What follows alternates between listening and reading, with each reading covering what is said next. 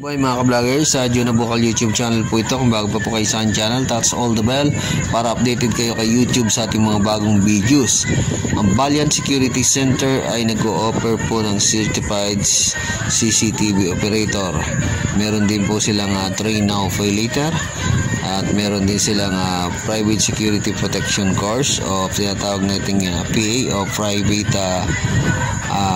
VIP escort, o yung tinatawag nating security managerial course, pre-licensing training course sa mga baguhan, at meron po silang CCTV operator.